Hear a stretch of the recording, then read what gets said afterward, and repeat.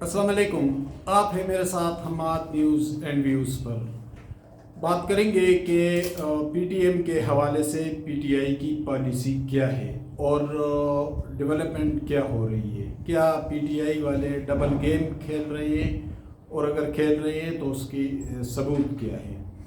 देखिए, पीटीएम के ख़िलाफ़ जो क्रैकडाउन हुआ या जो जो कुछ हुआ गुज़श्ता 4-5 दिनों में, और फिर उन पर बैन भी लगाई गई, उनके कैंप को भी उखाड़ा गया, फायरिंग भी हुई, कुछ लोग शहीद भी हुए, ये तो एक अलग मामला है। लेकिन चूँकि खैबर पख्तूनख्वा में हुकूमत पीटीआई की है और ये सब कुछ हो भी पख्तूनख्वा में हो रहा है, उनका असुल रसूख भी जो पीटीएम के हैं वो भी पख्तूनख्वा में है, स्पेशली उन इलाकों में जो फाटा डिस्ट्रिक्ट्स थे और उसके साथ मुल्हिका खैबर डिस्ट्रिक्ट खैबर है जो पहले खैबर एजेंसी हुआ करती थी।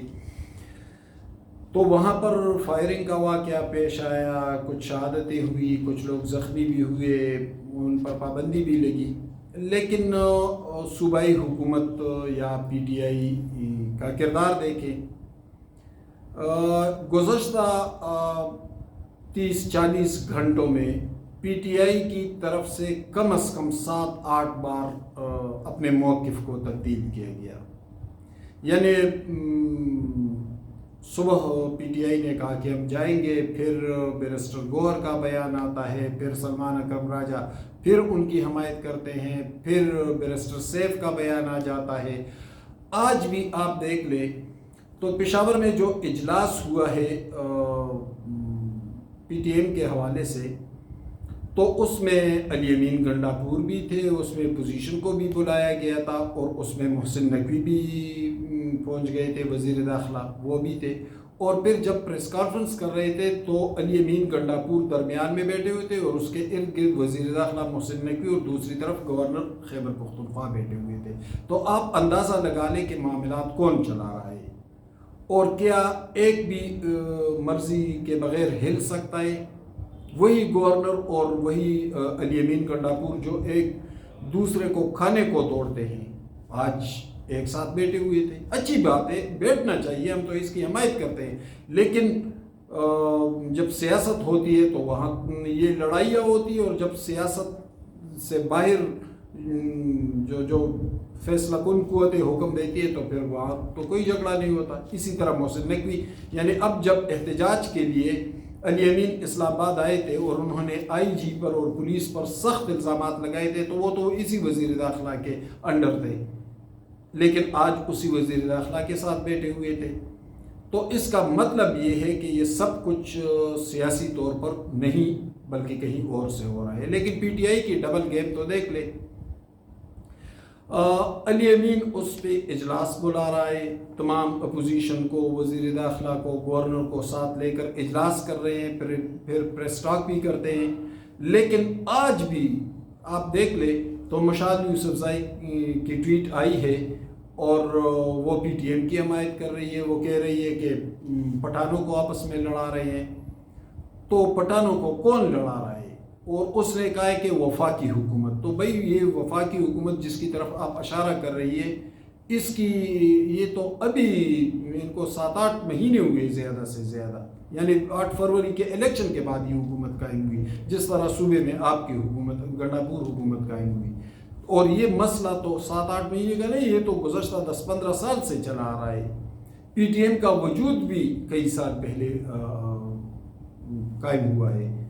तो आप किस वफाकी हुकूमत की तरफ इशारा कर रहे हैं? क्योंकि वफाकी हुकूमत का तो इसमें कोई लेना देना है ही नहीं।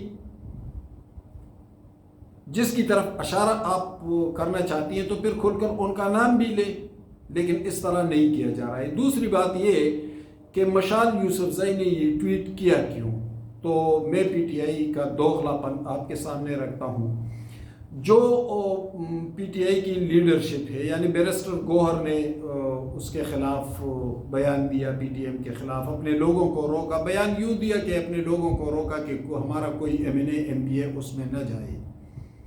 और इसी तरह सूबाई हुकूमत का भी जो उनका तर्जुमान है बैरिस्टर सैफ, उसका बयान भी मीडिया पर आया।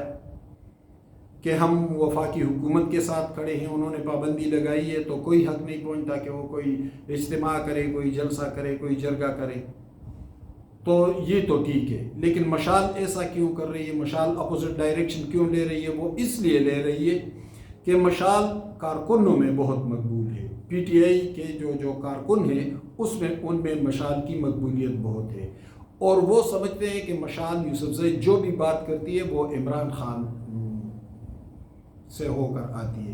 جس طرح مراد سعید کے بارے میں ایک تاثر تھا کہ مراد سعید جو بات کرتے ہیں وہ عمران خان ہی کرتے ہیں۔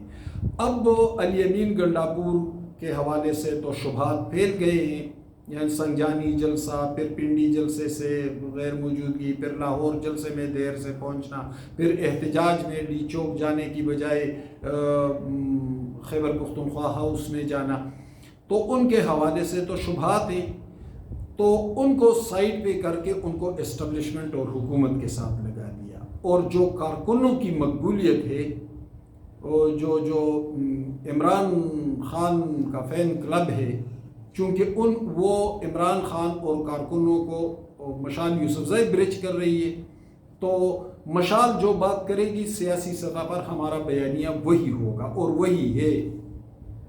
تو مشال نے آج اپنی پارٹی سے الگ لائن لی اور ایک طرح سے حمایت کر دی، تو اس کا مطلب یہ ہے کہ عمران خان اپنے کارکنوں کو پیغام دے رہے ہیں کہ آپ پی ٹی ایم کی حمایت کریں،